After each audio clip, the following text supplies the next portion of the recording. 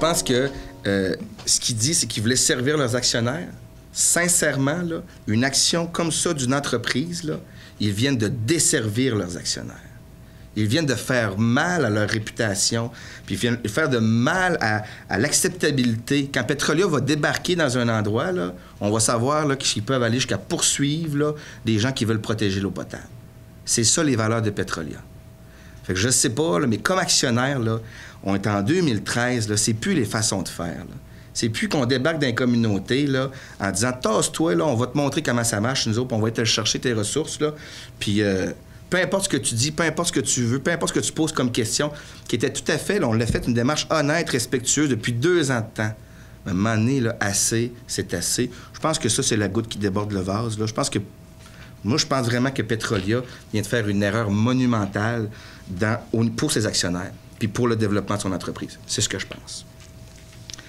Donc, étant donné qu'on a, vous le sentez bien, aucune confiance dans Petrolia, on sait maintenant aujourd'hui que Haldeman est propriété à 50 % de la famille Bouygues, les frères Bouygues en France. OK? On sait maintenant aujourd'hui qu'il y a une entente qui a été signée entre la famille Bouygues, qui sont des milliardaires en France, OK? Qui produisent 75 % du pétrole en Côte d'Ivoire, qui sont dans le béton. En tout cas, c'est les démarrais là, qu'on a ici en France. Donc, la famille Bouygues a pris une entente de partenariat sur une partie importante des claims de la Gaspésie. Je vous inviterai à aller voir le rapport de Petrolia, le dernier rapport qui est sorti, l'entente qu'il y a entre Québec Énergie, OK? C'est pour faire le filon qui se rend jusqu'à la famille Bouygues, là. C'est Québec Énergie qui a signé une entente avec Petrolia, mais Québec Énergie est propriété à 100 % de SCDM, qui est une propriété à 100 % des frères Bouygues personnellement. OK? C'est ça le lien, là. Donc, j'ai contacté évidemment Québec Énergie ce matin. J'ai contacté aussi en France le représentant de la famille Bouygues qui est venu nous rencontrer. Vous savez, là, ils ont fait le tour un peu là, des gens dans le milieu. Puis, quand ils nous sont rencontrés, ils étaient surpris de la dynamique. Ce qu'ils nous ont dit, c'est qu'ils ne possédaient pas l'ensemble de l'information. Puis, il faut le dire, là, pour que des investisseurs viennent sans leur, ils appellent ça leur exploitant, OK, qui était Petrolia. Ils nous ont pas rencontrés avec Petrolia, là. Ils nous ont rencontrés sans Petrolia. Dans l'industrie du pétrole, ça se fait pas. L'investisseur, là, saute pas par-dessus la tête de son exploitant, de l'explorateur, pour aller rencontrer les gens. Ça se fait pas dans l'industrie. Ils l'ont dit. Ils l'ont dit carrément. Mais ils l'ont fait parce que ils sentaient qu'il y avait des éléments d'information qu'ils ne avaient pas obtenus. Puis ils l'ont confirmé. Ce que j'ai, moi, là, du représentant de la famille Bouygues, là, nous sommes désolés de la situation qui est vécue présentement au Canada. C'est ceux qui voient ça comme Gaspésie, le Canada, là.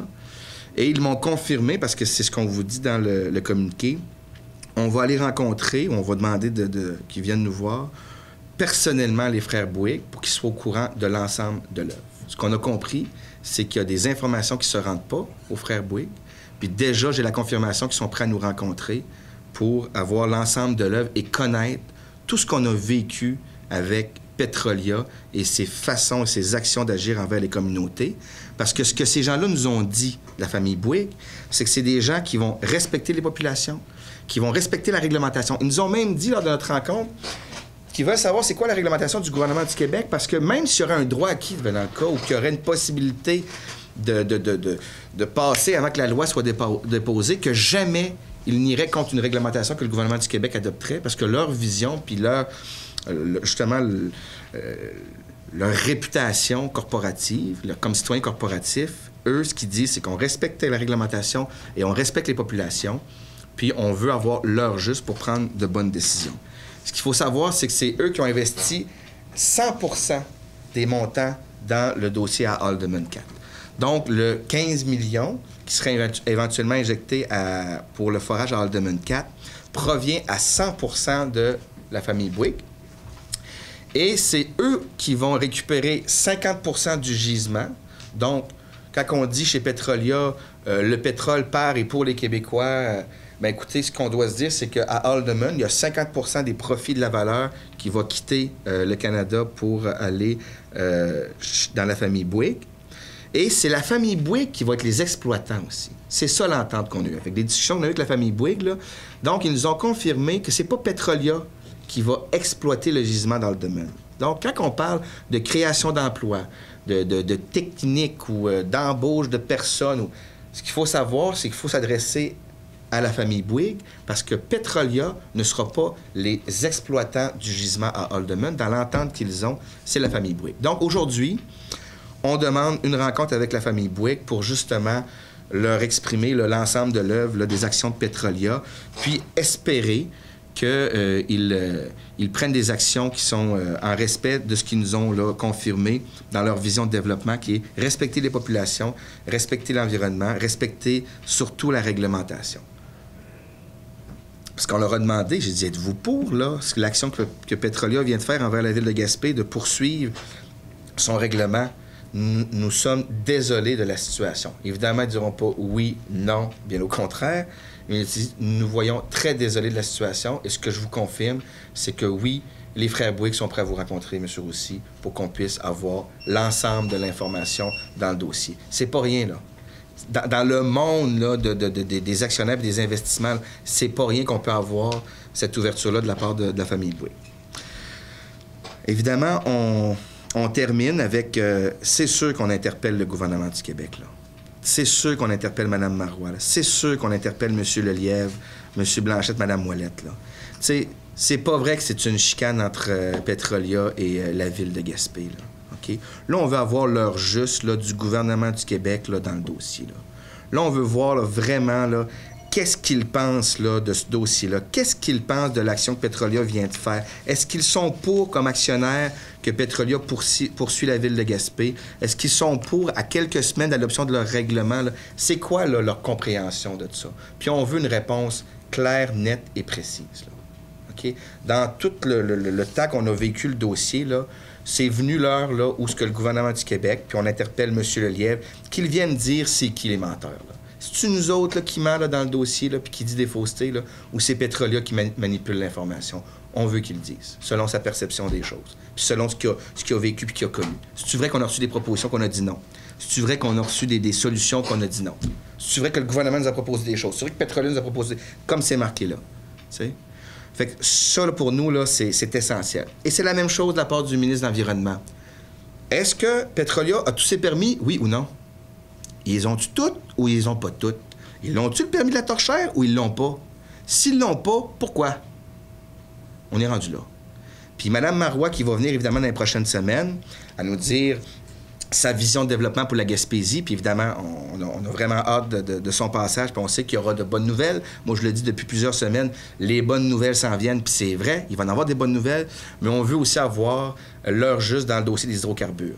Cette vision-là qu'exprime Mme Marois, qu'on adhère totalement, où on veut faire le développement des hydrocarbures, mais en respect des populations, puis en respect de l'environnement, avec les plus hauts standards d'environnement, puis les plus hauts standards en termes d'acceptabilité sociale, c'est exactement notre vision. Mais comment, là, une fois que tu as dit cette vision-là, une fois que tu l'as exprimée, là, comment sur le terrain, là, concrètement, là, qu'est-ce que ça veut dire? Qu'est-ce que ça veut dire concrètement avec un dossier comme Haldimand 4? Qu'est-ce qu'on fait avec ça? Là? Qu'est-ce que ça veut dire avec les gisements qu'on a à Galt ou à Bourque, des grands gisements que nous, selon nous, c'est des gisements qu'on doit se concentrer? Là, il faut avoir une réponse. Puis on va profiter du passage de Mme Marois pour avoir ces réponses-là. Je pense que les Gaspésiens sont en droit d'avoir une réponse dans un dossier, là, disons-le, là, qui est bien au-delà de la portée de la ville de Gaspé, puis de la municipalité, puis de la Gaspésie, puis de la région, là. C'est un dossier national, puis on l'a bien vu, dossier international quand on parle de protection de l'eau potable, là.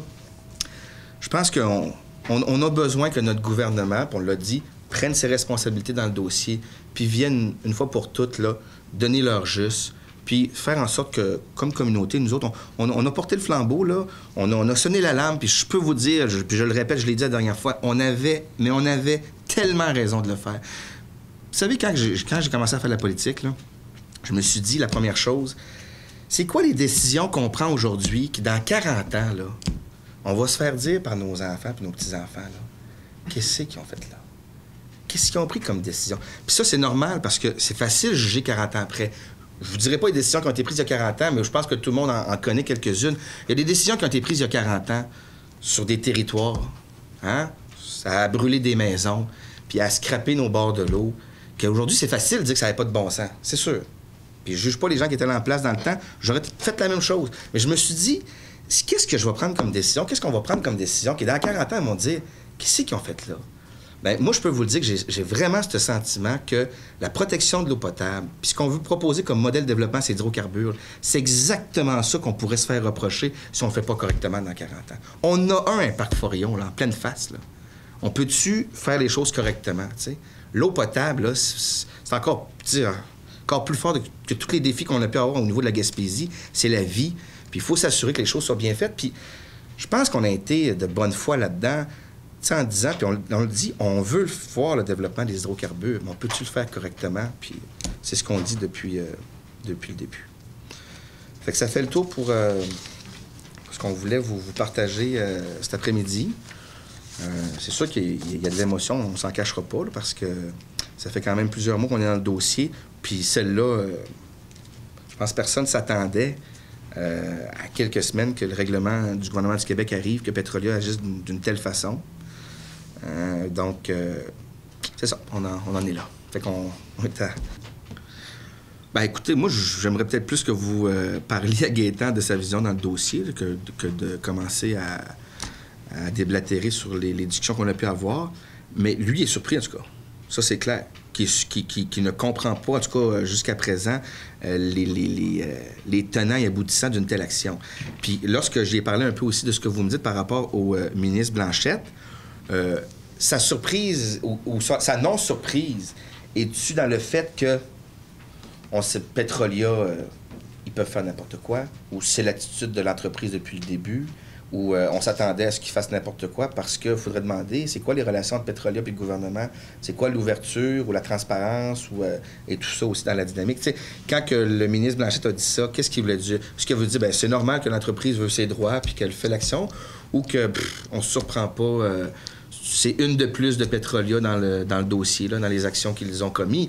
Tu sais, quand ils ont arrivé, puis c'est ça, ils nous ont dit qu'on faisait ça pour de l'argent. Moi, j'ai parlé avec M. Blanchette, j'ai dit, ben voyons donc. C'est quoi cette affaire-là qui vous accuse que vous faites ça pour de l'argent? Quand on sait que moi, tu m'as jamais parlé de ça, de redevance, puis que c'est l'eau potable, tu sais. Quand il dit qu'il fait pas de fracturation, puis qu'en entrevue avec vous, puis je l'ai encore, puis ça, j'aimerais ça que vous la réécoutiez, cette entrevue-là. André Proulx dit carrément, nos produits de fracturation étaient connus le 6 janvier. C'est lui qui dit nos produits de fracturation, c'est lui qui le dit lui-même. Donc, est-ce que quand M. Blanchette a répondu ça, c'est parce qu'il se dit, ben c'est normal que Petrolia agit de même, c'est comme ça qu'il agit depuis toujours, ou que c'était, ben non, ils veulent protéger leurs droits? Il faudrait poser la question à M. Blanchette. Le juge, là, il ne regardera pas l'ensemble de l'œuvre, là. Ça va être très technique, à moins que je me trompe sur le règlement, là. Tu sais, il ne regardera pas l'ensemble. Tu sais, nous autres, aujourd'hui, on peut en parler de l'ensemble de l'œuvre, là, mais ça va être très technique sur le règlement, là. OK? Donc, il va juste dire si, effectivement, notre règlement, il est applicable, il est légal ou non. OK? Mais ça ne vient pas expliquer toute, disons, la stratégie de Petrolia ou toutes les actions de Petrolia qu'on posait. Par contre, effectivement, en faisant ça, nous autres, ça nous donne aujourd'hui la possibilité de réexpliquer correctement le dossier puis adéquatement. Puis effectivement, moi, plusieurs citoyens à Gaspé à qui j'avais la chance de parler du dossier me disaient faudrait que vous en reveniez avec l'ensemble de l'information. Moi, je disais, oui, mais il ne faut pas jeter de l'huile sur le feu. Si on en revient, ça va-tu paraître comme pour vouloir faire de la zizanie? Tu sais, moi, je trouve ça, là, revanchard, là. Je veux dire, c'est quoi à quelques semaines d'un règlement sur l'eau potable? Peut-être qu'on n'aura même pas le temps de passer en cours, que le gouvernement fasse son règlement qui va écraser le nôtre. Tu sais, je veux dire, à quoi ça sert? L'action, c'est bon. C'est sûr que Petrolia pourrait mieux répondre que nous à cette question-là, là, mais... Puis, écoutez, on n'a jamais été contre là, qu'on aille en requête, là. OK? Nous, on s'attendait à ça dès le début. Puis, on a toujours dit à nos procureurs, faciliter le dossier. Puis, si vous verriez les lettres que nos procureurs ont écrites à Petrolia, nous sommes là pour répondre à vos questions, on va faciliter le dossier. Tu sais, vraiment, là, tu sais, on comprend que vous aimeriez, tu sais, bon, aller dans vos droits, tout ça. Tu sais, on respecte l'entreprise dans ses actions, dans ses volontés. Mais pas plusieurs mois après, puis à quelques semaines d'une réglementation, tu sais. Fait que On est là. Mais on ne dit pas, par exemple, que c'est une simple petite requête. C'est une requête pour jugement déclaratoire qui contient là, plusieurs allégations. Puis au départ, ce que Petrolia avait demandé à la Ville de Gaspé, c'est de s'adresser d'une façon conjointe. Petrolia souhaitait que la Ville de Gaspé elle-même s'adresse de façon conjointe au tribunal en présentant une requête pour jugement déclaratoire, mais conjointement, alors que les deux parties s'entendraient sur les faits pour indiquer au tribunal qu'il existait un litige sur l'application de la loi et de demander au tribunal des conclusions respectives. C'est-à-dire, Petrolia aurait demandé au tribunal de déclarer le règlement valide et la Ville de Gaspé aurait demandé au tribunal de déclarer que la réglementation était valable. La Ville de Gaspé a décidé de refuser d'aller de l'avant dans ce sens-là, dans le cadre de cette requête conjointe-là, en raison du fait que l'article qui prévoit cette requête-là au Code de procédure civile indique que les parties doivent s'entendre sur tous les faits de la chose, de la requête, pour qu'il ne subsiste qu'une essentielle question de droit à soumettre au tribunal. Et la Ville, elle, dans le présent dossier, n'a pas de doute sur la validité de sa réglementation. Donc, pour quelle raison on aurait saisi le tribunal en le questionnant, puis en lui demandant de nous éclairer et de nous dire si notre règlement était valable ou pas. La Ville a décidé que ce n'était pas dans son intérêt de présenter elle-même cette requête-là de façon conjointe avec Petrolia. Petrolia voyait cette avenue-là, d'après la lettre de leur procureur, comme étant une procédure plus rapide, moins coûteuse, peut-être dans un but de ne pas avoir de confrontation, si vous voulez, parce que les parties se seraient entendues sur les faits. Mais le problème, c'est que les faits, vous avez entendu M. Rousset tout à l'heure, on ne s'entend pas parfaitement sur tous les faits, donc le recours n'était pas approprié. Selon nous, puis c'est mon humble avis de juriste, là, puis je respecte en tout point l'opinion de mon confrère qui représente là, Petrolia, mais le recours qu'ils ont décidé de faire, c'est une requête pour jugement déclaratoire, c'est la même chose, mais parce que eux, Petrolia, vivent une difficulté réelle qui découle de l'adoption du règlement par la Ville de Gaspé, et Petrolia va demander à la Cour de déterminer si effectivement le règlement est valable ou il leur est opposable. Hein? C'est un peu ça les questions qu'on pose au tribunal. Et dans ce contexte-là, la Ville pourra dire que, bon, certains faits qui sont allégués à la requête sont acceptés, admis ou niés, et par la suite, le tribunal entendra les représentations et décidera. Mais on a assuré Petrolia de notre volonté de procéder rapidement, de faire ce qui était en notre pouvoir pour on appelle ça mettre le dossier en état, pour faire les procédures dans les délais les plus raisonnables possibles, pour que la question soit soumise au tribunal dans les meilleurs délais. Donc ça, c'est la volonté de la Ville. Il n'est pas de notre...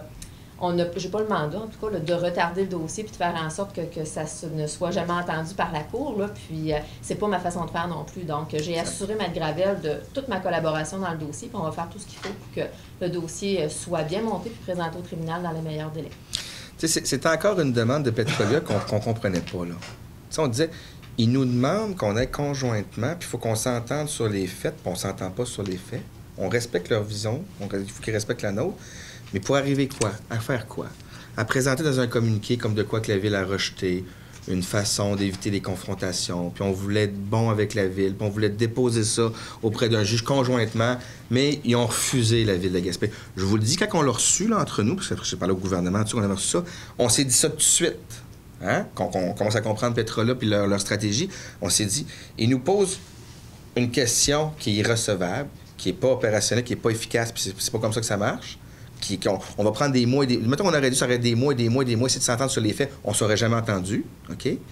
Pour arriver, pour dire dans un beau communiqué, la Ville de Gaspé a refusé pour éviter des confrontations qu'on voulait, nous. Puis nous, on a proposé quelque chose là, d'efficace, là. C'est ça.